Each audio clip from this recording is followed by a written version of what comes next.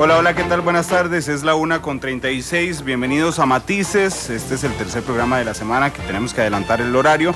Esto porque hoy la selección sub-17 juega contra Haití en el premundial de Chile 2016. Hoy vamos a empezar, les contaba el miércoles pasado en la segunda emisión de noticias que este año hemos decidido ampliar nuestra sección de Vivir Bien. Los miércoles siempre está con nosotros un representante de Benevital, que es don Hermes Alvarado, normalmente su gerente general.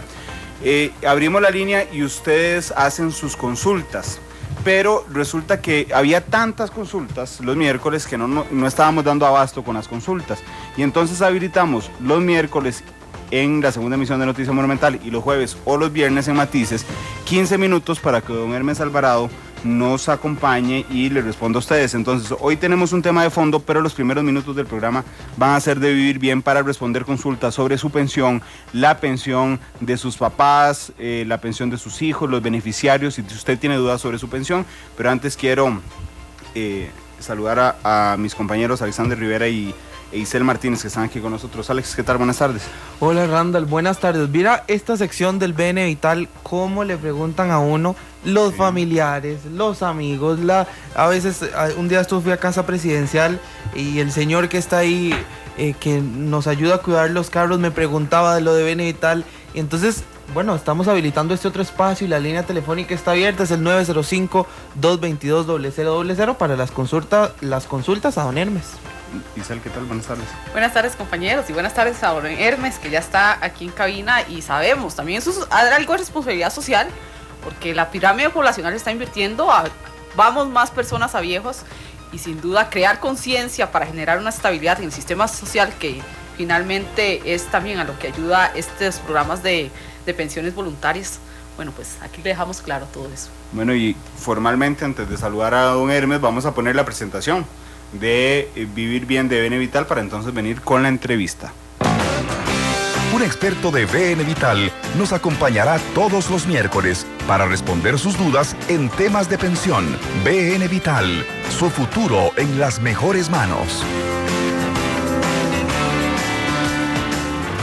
Bien, vamos a habilitar a partir de este instante el 905-222-0000 para que nos hagan sus consultas, bueno, nosotros no, a don Hermes sobre las pensiones. Don Hermes, ¿qué tal? Buenas tardes, bienvenido a Matices. Buenas tardes, y para Benevital es un honor participar de este prestigioso programa. Y bueno, recordar que traigo dos tareas, ¿verdad, Randall? Claro, no, entremos de una vez a las tareas. ¿Verdad? Recordemos cuál era la primera tarea. Sí, don Mario Chinchilla nos consultaba, él es no vidente, que su papá es pensionado por el régimen de Hacienda y que él recibe una pensión del régimen no contributivo. Entonces, que si él podía optar por ser beneficiario en caso de que cuando falte su papá, ¿verdad?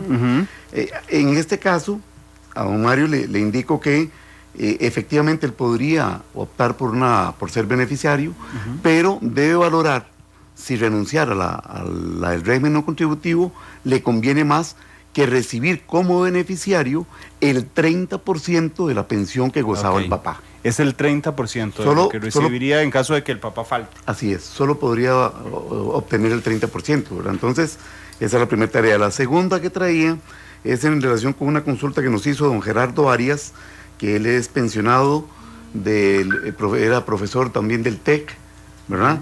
Y que en palabras de él lo hicieron renunciar porque una vez con la condición de pensionado no podía trabajar en el sector público.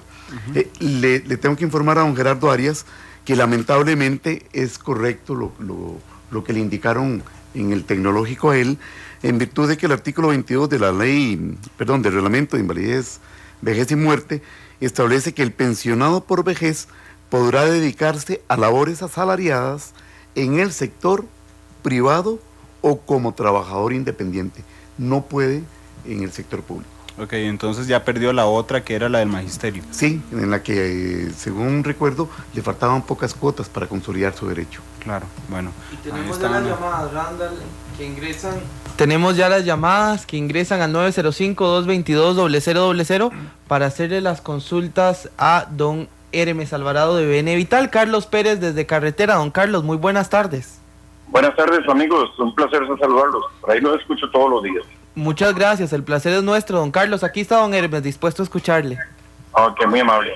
Mire, es una consulta referente a una persona que conozco, que se le estaba tratando de ayudar con una pensión no contributiva. Resulta que esta persona, en su tiempo pasado, cuando fue joven, pues tuvo algunos carritos ahí y los vendió y nunca hizo los traspasos de dichos vehículos. Entonces, estos vehículos tienen 18, 20 años de no presentar pago de marchamo ni revisión técnica y quién sabe, debe estar en Guatemala ya deshecho y ya fundidos y todo lo demás. Y por estos 2 o 3 vehículos que él aparece registralmente le piden que lleven las placas para que los escriba, cosa que realmente es difícil ubicarlos y saber dónde está. Entonces no ha sido objeto de que se vea bien visto para darle una pensión contributiva a una persona que realmente necesita. Eso es como lo decía Abel Pacheco, burro amarrado y Dios suelto, porque aquí no hay cómo ayudarle a esta persona. A ver si nos puede orientar el señor ahí al respecto. Muchas gracias. Gracias, don Carlos. Don Hermes. Con todo gusto, don Carlos. Sí, recordemos que el régimen no contributivo otorga pensiones de sobrevivencia. En ese sentido, si uno aún mantiene algún bien inscrito, pues eso forma parte del estudio que hace la caja. Aquí uno lo que podría indicarle a esta persona es que demuestre tal vez con un notario de que eso fue hace demasiado tiempo, que nunca se desinscribió por un error involuntario, pero que en la actualidad realmente esta persona necesita la pensión, ¿verdad? Es presentar una solicitud de estudio en la caja para ver si le hacen la revisión del caso, ¿verdad? Claro, y cualquier cosa, si el estudio sale negativo, puede acudir todavía como una segunda instancia a la Contraloría de la Caja a que revisen la situación. Sí, bueno, esto tendría que presentarlo precisamente a la Contraloría. De una vez, para que estudien el caso. Perfecto. Tenemos a un oyente, don Jorge, o había otro antes. Don Jorge Esquivel desde Heredia. Don Jorge Esquivel desde Heredia. Don Jorge, ¿qué tal? Muy buenas tardes. Se le cortó a don Jorge. Bueno, y tenemos eso sí a una oyente desde Poás de Alajuela. Muy buenas tardes. Buenas tardes. Mi nombre, una persona que ha sido despedida con 57 años y tiene 400 cuotas, no puede optar por la pensión, ya que en este país, después de los 50, no consigue trabajo. ¿Es posible o no es posible? Muchas gracias. Gracias a usted, a esta oyente que nos llamaba desde Poás de Alajuela, don Hermes. Sí, bueno, con 400 cuotas, la persona ya tiene consolidada su derecho a la pensión. Sí podría optar por el monto de la pensión una vez que cumpla los 65 años. Sí, no, ese no lograría. Es mujer, sería en el caso de 59, no la podría adelantar. No la podría adelantar porque en el caso de las mujeres, recordemos que lo podrían hacer a los 59 años, 11 meses, pero con 444 cuotas. Sí. Y ella anda por 400 cuotas, ¿verdad? Otra opción sería, si pudiese hacerlo, por cuenta propia, ¿verdad? Ir pagando esas cuotas. Hasta que cumpla 59, tal vez le dé chance. 400, sí, no es que le haría falta. Chance. 4 años le harían falta. Ok, sí. Perfecto. 1:00 con 44 minutos. 905-222-0000. Hemos ampliado el espacio de consultas para que don Hermes Alvarado, el gerente de Benevital, pueda aclararle todas esas consultas que usted tiene en este momento. 905-222-0000. Ya don Jorge Esquivel desde Heredia está nuevamente con nosotros. Buenas tardes, don Jorge. ¿Cuál es su consulta? Gracias, sí. Pues buenas tardes. Yo trabajé como 20 años con la caja y decidí renunciar. Desde que se implementó el régimen de pensión complementaria, pues coticé. Yo sé que mantengo un monto ahí de ese tiempo. Posteriormente sigo cotizando la caja, pero como trabajador independiente. La pregunta es, ¿ese régimen sigue vigente? Yo creo que tengo como 5 millones ahí acumulados. Yo le puedo hacer aportes extraordinarios, porque como trabajador independiente entiendo que no se cotiza. Don Jorge, ¿se puede quedar en línea un momento, por favor, para que don Hermes le tiene una consulta, don Hermes? Don Jorge, usted entonces aporta a la pensión obligatoria que que surgió de la Ley de Protección al Trabajador. Eso es lo que le entiendo. Yo estoy con BN Vital aportando, supongo que este es el régimen de pensión complementaria. La obligatoria es de invalidez, vejez y muerte, que sigo cotizando como trabajador independiente. Ok, entonces usted lo que tiene es una pensión voluntaria en BN Vital. ¿Usted aporta periódicamente? No es voluntaria. Es la complementaria. Él sigue aportando como, don Jorge, tal vez nos aclare, usted sigue aportándole al IBM como trabajador independiente. Exacto. Y a la complementaria también como trabajador independiente. No, es que a la complementaria yo entiendo que no se le puede aportar como trabajador independiente. Sí, como trabajador independiente en la obligatoria complementaria solo participan los asalariados. Okay. Por eso, la pregunta mía es, el monto que logré ahorrar durante el tiempo que estuve con la caja, ahí está acumulado en la, se pone la obligatoria complementaria. Sí, señor, usted tiene ahí todavía un saldo que va a poder retirarlo en el momento en que usted alcance la condición de pensionado por el IBM. Por eso, la pregunta mía es, ese saldo ahí, mientras yo me pensione, que faltan todavía varios años, bastantes, va a seguir generando pues sus dividendos, supongo. Sí, señor. Ok, yo puedo hacerle aportes extraordinarios a ese monto que está acumulado.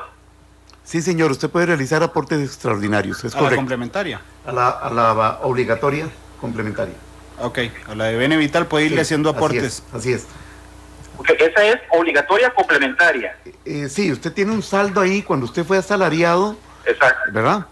Tiene un saldo en la obligatoria. Ajá. Ok. Sí, usted puede realizar aportes extraordinarios a esa pensión obligatoria. Ok, muchas gracias. Con todo gusto. Gracias, don Jorge, que nos estaba llamando. Bueno, todos los días se aprende algo nuevo. Yo hoy aprendí que uno puede hacerle aportes extraordinarios a la complementaria obligatoria. Y ve qué interesante. Inclusive ahora que se avecina el retiro masivo del FCL, sí. Una de las posibilidades es no retirarlo y pedirle a la operadora que traslade ese saldo a la pensión obligatoria. Claro, y es interesante porque uno no puede seguir aportándole, digamos, a esa mensualmente, digamos, como asalariado, solo los asalariados. Así usted no puede pagar, pero puede hacer aportes extraordinarios. Exactamente, es correcto. Vamos con otra de las llamadas que está en el 905-222-0000. Don Mauricio Barquero, desde la bonita zona de San Carlos. ¿Qué calor debe estar haciendo allá, don Mauricio? Buenas tardes. Hola, muy buenas tardes. Una preguntita. Adelante. Yo trabajo en universidades públicas y tengo la duda entre los regímenes de la caja y del magisterio. He cotizado para ambos, pero ¿cómo está el asunto ahora? Estoy en la caja, esporádicamente cotizo para el magisterio. ¿Cómo está el asunto para el traslado entre regímenes, en particular de la caja al magisterio? Bueno, usted está cotizando principalmente al régimen de invalidez, vejez y muerte como asalariado. Cuando usted también adquiere la condición de ser profesor en una universidad pública, también está participando en el régimen del magisterio. Son dos regímenes que son uno sustituto del otro. Usted puede pensionarse por el del IBM y el sustituto es el del magisterio. Entonces, en cualquiera de los dos que obtenga, en primer lugar, la condición de pensionado, ese es el que se convertiría en la pensión básica. Okay. ¿Verdad? Ahora, hay personas que van en paralelo con los dos regímenes y entonces podrían alcanzar las dos pensiones, ¿verdad? Porque cumplen con edad y aportaciones. En su caso, según interpreto, aporta permanentemente al IBM, pero esporádicamente al magisterio. Es probable que entonces solo alcance la pensión en el IBM. ¿Y pierda la plata del magisterio? Sí, porque son regímenes independientes. Le pase lo que le pasó al señor del tecnológico. Es correcto, es correcto. Sí, la cosa es que él solo puede tener las dos pensiones si alcanza el grado de pensionado en las dos. Así es, así es. En el caso de que tenga cotización y edad en ambos, podría tener ambas pensiones. Don Mauricio todavía está en línea. Glenn, don Mauricio, no sé si le quedó claro la situación, porque es importante porque, como usted dijo, que esporádicamente es probable que usted no recupere la plata que le brindó al magisterio. Correcto. Me interesa saber básicamente si es posible incluso hacer un traslado entonces entre regímenes. Antes. Es decir, me interesa trasladarme de la caja al magisterio. De la caja al magisterio. Esas posibilidades yo las he visto con cuando entran en vigencia ajustes al régimen del Magisterio Nacional. Hoy por hoy no tengo claro si se puede hacer un traslado de ese tipo, porque eso solo lo puede permitir una ley. Me dejo la tarea, don Mauricio, de hacerle la investigación concreta del caso. El miércoles. Para el miércoles. Sí. En la segunda emisión de Noticia Monumental, don Mauricio, don Hermes, que siempre es muy responsable con sus tareas, le trae el caso investigado. Mauricio, muchas gracias. A ustedes. Gracias, don Mauricio Barquero desde San Carlos. Vamos con las últimas 2 llamadas aquí en Vivir Bien, Isel. Don Francisco Salazar desde Desamparados también nos acompaña vía telefónica. ¿Cuál es su consulta? Más bien, don Francisco, adelante. Buenas tardes. La consulta es que yo tengo 58 años y 6 meses. Ya trabajo y tengo más de 500 cuotas acumuladas. Tengo un monto que ya está, digamos, definido ahí para pensionarme. Lo que yo quiero saber es si hay alguna opción para pensionarse en este momento que tengo más de 500 cuotas y cómo se valora el monto de la pensión que hay en este momento, si tengo que esperarme al momento de adquirir la edad para ser apto para la pensión. Los escucho por la radio, gracias. Gracias, don Francisco. Don Francisco, bueno, usted está pasado de cuotas, ¿verdad? Porque para pensionarse en forma anticipada, en el caso de los hombres, a la edad de 61 años, 11 meses, se requiere como mínimo 462 cuotas. Ya don Francisco dice más de 500. O sea, por cuotas no hay problema. La situación se da porque no cumple la edad. Entonces él tendría que esperarse hasta los 61 años, 11 meses para poder pensionarse. No hay forma de que la adelante ahora. Sí, la única forma de poder adelantarlo, no por cuotas, ¿verdad? Repito, si por edad, es si tiene una pensión voluntaria y le aplique esos recursos de la pensión voluntaria para adelantar, por así decirlo, las cuotas que dejaría de percibir el régimen en estos 4 años. En estos 3 años y medio. Las que le sobran de aquí, de estos 500, no le sirven. No, tiene que ser aportes nuevos. Ok, y si no trabaja, como por ejemplo de aquí a los 61 y 11 meses, eso le baja el promedio de pensión que recibirá, ¿verdad? Sí, si le baja, es correcto. Ok, y vamos con la última llamada ya de Vivir Bien. Por eso se hacía necesario ampliar esta sección, Alex. Sí, nos llama don Mario Gómez desde Guanacaste. Don Mario, ¿qué tal? Muy buenas tardes. Buenas tardes. Quería preguntarle al señor don Hermes, hace unos días atrás escuché un comentario de un joven que llamó porque quería ver cómo la mamá podía adquirir una pensión a la edad que tenía. Y le dijeron que posiblemente con el FCL que él tenía podía pagar un plan voluntario. Exactamente, y la mamá podía adquirir una pensión. La mamá tenía como 50 y resto de años. No me quedó muy claro este asunto, porque también me interesa. Mi madre tiene ahorita 62. Entonces, ¿cómo se puede hacer en este caso?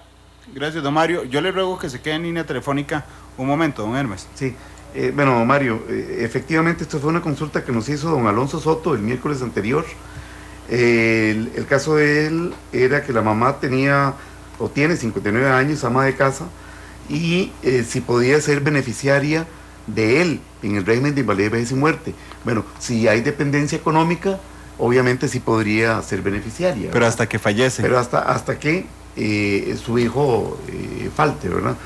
Y él proponía que con los recursos del FCL, que nunca los había retirado, abrirle a su mamá un plan de pensión voluntario.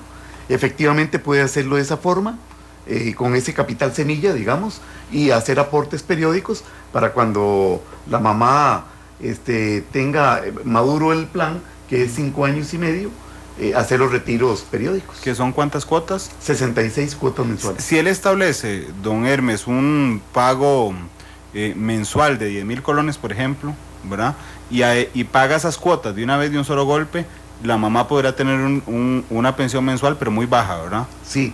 En ese caso debería combinarse las dos cosas, el capital semilla del fondo de capitalización laboral más un pago periódico para incrementar el saldo de la cuenta. Por eso, pero no podría ser beneficiaria, digamos, de esa pensión inmediatamente. No, tiene que esperar a que madure el plan. 5 años y 6 meses. Así es. Entonces, don Mario, no sé si le quedó claro, usted puede aportarle el FCL, pero necesariamente tendría que esperarse 5 años de esos aportes para poder que su mamá tenga ese beneficio inmediato, don Mario. Ajá, correcto, pero digamos, no necesariamente tiene que ser el FCL, puede ser un ahorro que me tenga yo en algún otro lado y aportarlo a este.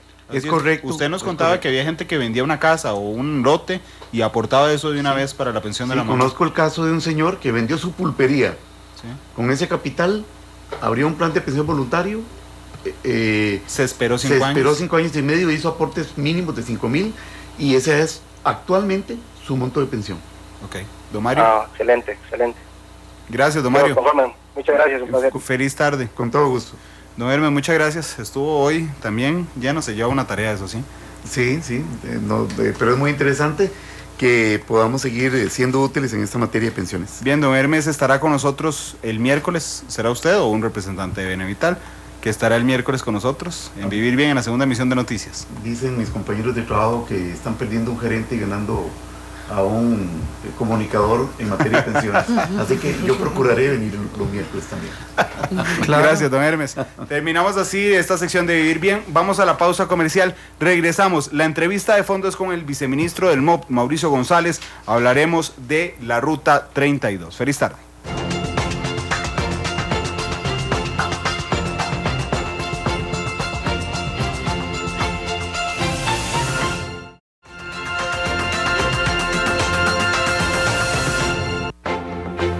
Son las 2:02 de la tarde, empezábamos con Vivir Bien, que ahora lo ampliamos a 2 días por semana en Noticias y en Matices, y ya vamos a entrar a nuestro tema de fondo. Está con nosotros don Mauricio González, él es viceministro del MOP. Don Mauricio, ¿qué tal? Muy buenas tardes. Gracias por estar aquí. Vamos a hablar sobre el tema de la Ruta 32 y hoy vamos a ser muy concisos. ¿Qué le falta a la ruta? Sé que era Año Nuevo en China. Bueno, ¿qué le falta al anteproyecto? Era Año Nuevo en China, eso le generaba a usted, creo que lo escuché en un audio, una comparación muy interesante, que era como tratar algo aquí en Navidad, es complicadísimo, ¿verdad? ¿Cuál es el paso que sigue y qué falta en el anteproyecto? El paso que sigue es, en realidad, el último paso que tomamos fue comunicarle a la empresa las observaciones que se habían elaborado en los departamentos del ministerio. Esas observaciones ellos tendrán ahora que analizarlas. Nos indicaron que iban a empezar a traer a los ingenieros que se encargaron del diseño del anteproyecto para que vengan precisamente a analizar esas observaciones y presentarnos a nosotros su posición al respecto y en qué plazo podrían ellos estar elaborando las correcciones del caso. Porque ayer en la reunión que tuvimos en la mañana el ministro les indicó que evidentemente nosotros no podemos enviar el contrato de refrendo a la Contraloría hasta tanto el contenido técnico de la obra pues esté adecuadamente aceptado por el Ministerio. ¿Tienen plazo para mandar el refrendo a la Contraloría? No, en realidad no. Nosotros por supuesto que queremos hacer eso pues a la brevedad posible, pero sí hay una cantidad importante de observaciones que hay que corregir y eso debemos definirlo primero porque no quisiéramos que el contrato vaya a la Contraloría y que la Contraloría se vea imposibilitada de aprobar el avance, naturalmente. Si no me falla la memoria, son 50 páginas de observaciones. No le voy a pedir que me resuma las 50, pero le iba a preguntar más o menos de qué naturaleza son las observaciones. Hay muchas observaciones que tienen que ver con la forma, honestamente. Los planos de anteproyecto que ellos presentaron pues responden a su experiencia previa y ellos están en proceso de adaptarse, digamos, a la forma en la que se hacen planos en el país. Hay muchas que tienen que ver con la forma en la que se muestran las anotaciones, en la forma en la que se muestra la información en los planos, pero sí hay otras evidentemente que son muy de fondo. Posiblemente la más importante de esas tiene que ver con la sección transversal que ellos están proponiendo. El ancho total de la carretera incluye los espaldones a ambos lados, obviamente, y el espaldón interno, que es la separación entre el carril central y la barrera New Jersey. En ambos casos, los anchos de esos espaldones no cumplen con la normativa vigente en Costa Rica, y evidentemente eso va a requerir que la sección transversal se ensanche un poco para cumplir con lo que se requiere, que sería una sección transversal parecida a la que se está construyendo en Cañas Liberia. Esa es una de las más importantes porque obviamente tiene un efecto sobre la totalidad de la carretera. Sí, naturalmente, para ellos evidentemente, ¿verdad? Porque el contrato es de suma fija. Hay otras observaciones, por ejemplo, ellos propusieron o indican en los planos la utilización de un tipo de material para la construcción del pavimento y de un tipo de asfalto que es normal en la práctica de ellos y en otras zonas del planeta, pero que no son los tipos que especifica, por ejemplo, el manual de especificaciones costarricense para materiales de construcción. Por tanto, pues tienen que estudiar el material que están proponiendo y hacer una corrección para que esté en línea con la especificación técnica nacional y asegurarse, por supuesto, de que estén usando el tipo de asfalto que distribuye Recope. No pueden especificar un tipo que no se consiga en el país, ¿verdad? Después hay observaciones relacionadas con la longitud y las características de los puentes que se están proponiendo. Un tema que hay que resolver, por ejemplo, es en algunos casos las ciclovías que se están proponiendo en el proyecto llegan a un puente y se detienen en el puente. Eso tiene que corregirse en caso de que la ciclovía continúe, si no, pues hay que establecer de qué forma debe terminar. Hay carriles de aceleración o desaceleración que no están mostrados en los planos y que deben incorporarse o que deben corregirse. Tiene que aplicarse evidentemente la ley 7600 para efectos de tomar en cuenta a la población con discapacidad. Se hicieron observaciones con respecto de la necesidad de proveer al menos una acera en los pasos a desnivel que se están proponiendo, de forma que los pasos a desnivel para vehículos también puedan servir como pasos peatonales en las zonas en las que están presentados, y observaciones de ese tipo, que son básicamente pues desarrollar el diseño más a un nivel adecuado que nos permita la presentación en la Contraloría, pero no constituye o no les vamos a solicitar a ellos que necesariamente resuelvan todas esas cosas a este nivel, porque es un anteproyecto, es tener suficiente información como para poder hacer una determinación clara de las obras que se van a realizar, pero no es un diseño final porque el diseño como tal está incorporado como el primer producto del contrato. Claro. Por ejemplo, algunas de las observaciones que se realizaron en la revisión fue muy exhaustiva. Una de las observaciones, por ejemplo, es que no hay información con respecto de la señalización horizontal y vertical que se va a utilizar en el proyecto. Pero yo creo que eso no es un problema particularmente relevante a este nivel. Nosotros, la señalización, lo que tenemos que asegurarnos en el proceso de diseño final es que pues naturalmente responda también a la normativa nacional de diseño, pero eso no va a ser una afectación importante, por ejemplo, en la justificación del proyecto como tal. Evidentemente eso no cambia la naturaleza del proyecto, sino que ya son detalles de índole técnica que por supuesto que tienen que estar resueltos en el momento en el que se le vayan a dar, en que se vayan a aprobar planos para efectos de construcción, pero a esta altura no es algo particularmente problemático. Hay que hacer esa delimitación de las cosas que se tienen que resolver a esta altura y de las cosas que se pueden resolver en el proceso de diseño final que viene una vez que se refrende el contrato. Don Mauricio, ¿cuál es la estimación del MOP? ¿Cuándo espera iniciar la construcción de esta carretera y también terminarla? Y se lo pregunto porque cuando estaba la aprobación en la Asamblea Legislativa, varios diputados y especialmente doña Epsi Campbell, la oficialista del Partido Acción Ciudadana, decía que era un engaño para los limonenses esta nueva ruta, de que no se iba a concretar, de que no iba a superar los obstáculos. Entonces, ¿cuál es la estimación que tienen para empezar las obras y para terminarlas? Mire, eso tenemos que detallarlo adecuadamente en el transcurso de las próximas semanas. El Ministerio, la ley lo habilita, la ley que se aprobó en la Asamblea nos habilita para contratar, para crear 9 plazas en el CONAVI, para contratar una unidad ejecutora y para contratar a su vez a una empresa que haga la gestión del proyecto. Actualmente ha sido honestamente bastante duro llevar este proceso adelante con el personal, con el mismo personal del ministerio. Sin embargo, hemos hecho todo el esfuerzo para el caso, pero realmente ya en la medida en la que necesitamos entrar en el detalle fino de las cosas, para poder hacer ese tipo de proyecciones detalladas, pues lo que necesitamos es asegurarnos de que la ley se publique lo más pronto posible para nombrar esa unidad ejecutora, contratar ese gestor y ahora sí darle a este grupo grande de profesionales que estaría contratado para apoyar al ministerio y al CONAVI la tarea de definir esos cronogramas. En grandes rasgos, el proceso de corrección de anteproyecto deberá desarrollarse ahora en comparación con lo que duró el anterior, en el que ellos empezaron a trabajar a mediados de octubre. Yo pensaría que posiblemente en un par de meses podamos tener esto corregido, esperaría, dependiendo también de la reacción de la empresa ante las observaciones que están empezando a conocer. Después procederá el proceso de refrendo, como usted bien lo sabe. La Contraloría General de la República tiene 25 días hábiles, si no me equivoco, para resolver, pero esos periodos naturalmente tienden a extenderse porque la Contraloría tiene la potestad de detener el avance de ese plazo haciendo consultas al respecto.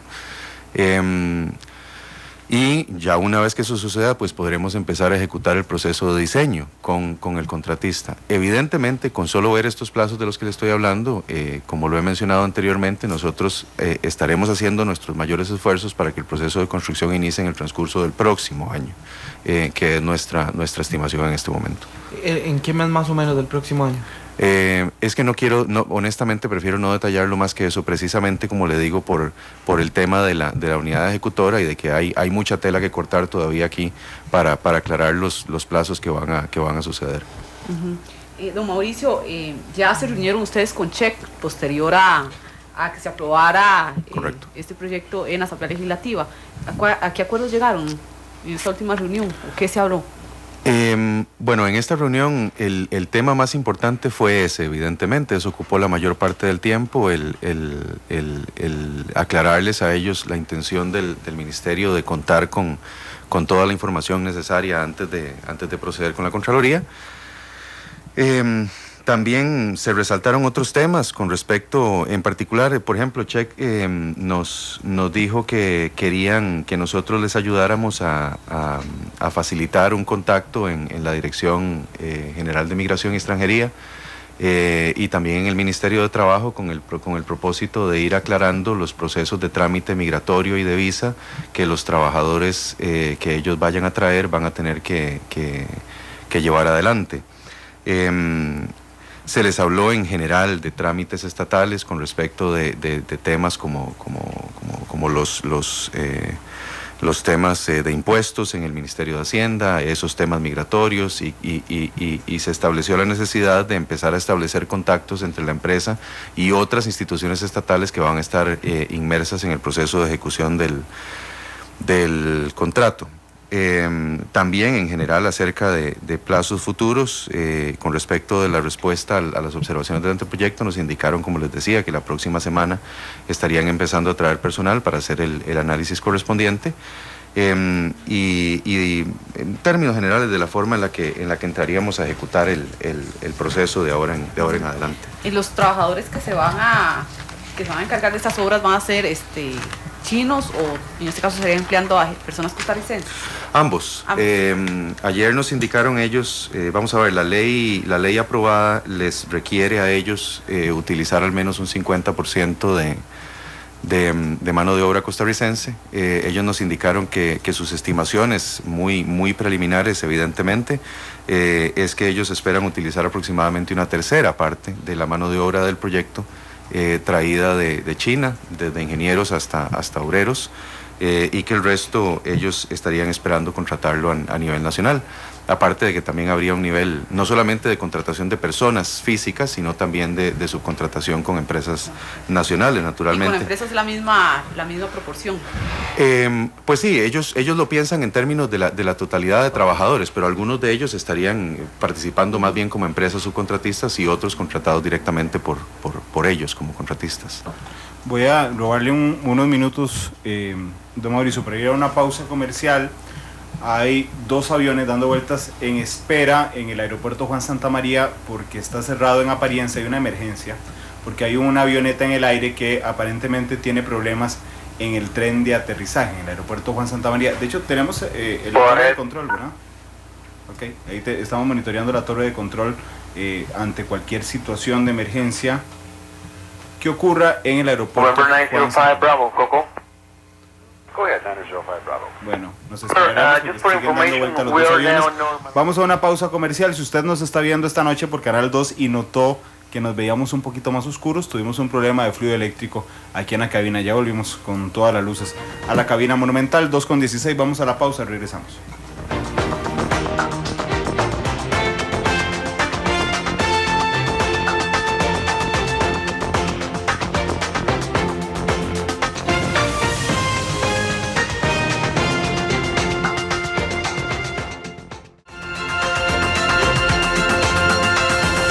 Se destinaron, perdón Alex, $10 millones para expropiaciones. Si se aumenta el costo, lo asume el Estado. Eso es correcto, sí. Sí, y ahí era donde justamente iba yo también a preguntarlo sobre los puentes que deben ser reconstruidos, que ha habido también un poco de dudas sobre este tema, don Mauricio, los no rehabilitados y no reconstruidos en estos 107 kilómetros. El contrato dice específicamente que los 36 puentes que están a lo largo de la ruta tienen que ser duplicados y reforzados. Entonces ellos tienen que construir puentes nuevos a la par de los puentes existentes y después tienen que reforzar los puentes existentes. Sí, no le voy a negar que hay un tema un poco contencioso, digamos, entre la empresa y el ministerio en el sentido de a qué nivel tienen que ser llevados esos puentes existentes, porque la diferencia puede ser muy importante en el costo, en realidad, que es un tema que estamos en proceso de discusión con ellos y francamente preferiría concluir ese proceso de discusión antes de decir a qué nivel se tienen que llevar. Pero naturalmente lo preferible es que los puentes existentes pues se lleven a un nivel de acuerdo con las normas actuales del país. Ya, y se lo pregunto porque dice también la NAME que algunos de estos puentes existentes deben ser reconstruidos. En efecto, vamos a ver, una de las primeras labores que ellos tienen que desarrollar en el proceso de diseño que está establecido ya en el plazo contractual son estudios estructurales para determinar las condiciones específicas en las que se encuentra cada uno de esos puentes.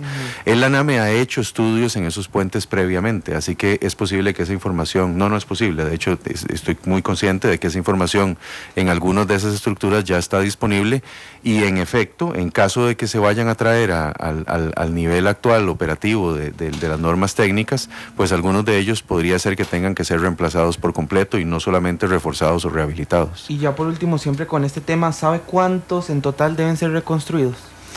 No podría decirle eso en este momento. Como le digo, los estudios estructurales de todos los puentes es una de las labores que ellos tienen que realizar y no sobre todos existe información de ese tipo en este momento. Don Mauricio, a mí me gustaría saber en cuánto varía este proyecto final, ahora sí, con el que se propuso en algún momento en la administración anterior. ¿Varía en...? ¿En qué varía? ¿En qué varía? En términos generales, en el proyecto de Ruta 32 con el de la administración anterior. En términos generales no varía ni en objeto ni en monto. El monto que fue acordado por la administración anterior fueron los mismos 465 millones por los que continúa el contrato actualmente y el objeto es exactamente el mismo. La empresa...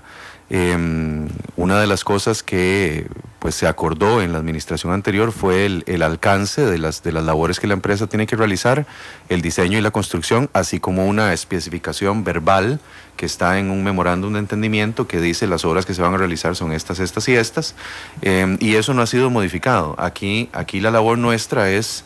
A estas alturas es asegurarnos que esas obras que se van a realizar cumplan con esa lista y cumplan con la normativa nacional. Pero entonces no hay ninguna diferencia sustancial entre el proyecto anterior y este proyecto. Ni específicas, así, aspectos más detallados.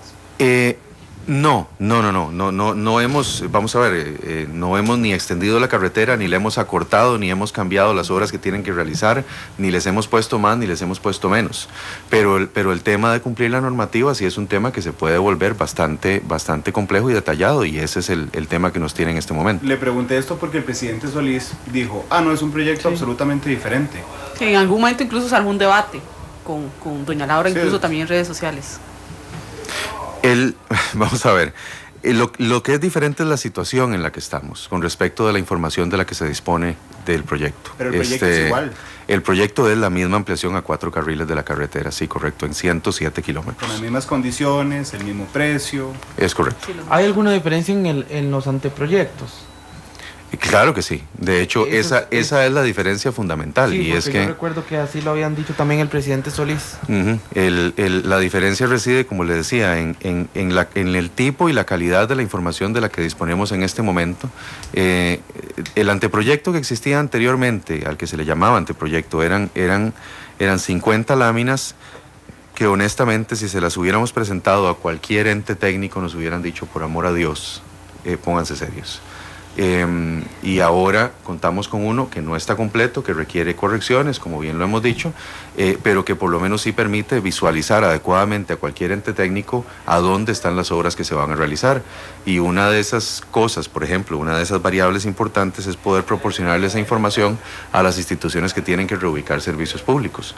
Nosotros no podemos pedirle a Alicia Recope y decirle a Alicia Recope Acueductos Alcantarillados, por aquí va a pasar una ampliación y por favor imagínensela, y nos dicen qué cosas tienen que reubicar. No, eso tiene que estar dibujado en planos adecuadamente, a muy buen nivel de detalle, para poder pedirles a ellos los diseños y las estimaciones presupuestarias correspondientes. Don Mauricio, muchas gracias por acompañarnos. Con todo gusto. Gracias a ustedes por recibirme. Que irnos porque viene Costa Rica-Haití a las 2:30 en punto. Empezamos de una vez con la transmisión del partido del premundial sub-17, premundial que se está realizando en Honduras. Y el Mundial Sub-17 será en Chile en el 2016. Venimos con el partido, la repetición hoy de Matices a las 8 de la noche a través de Canal 2 y a las 7 de esta noche la tercera emisión de Noticia Monumental. Gracias, Alex. Gracias, Giselle. Gracias, buenas tardes. Muy feliz tarde.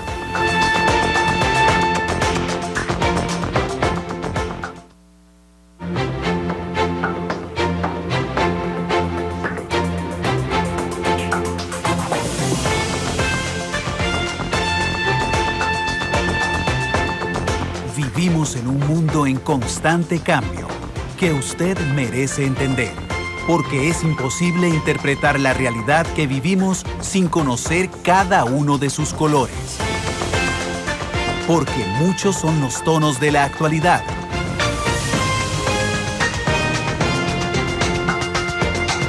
Una producción de Noticias Monumental.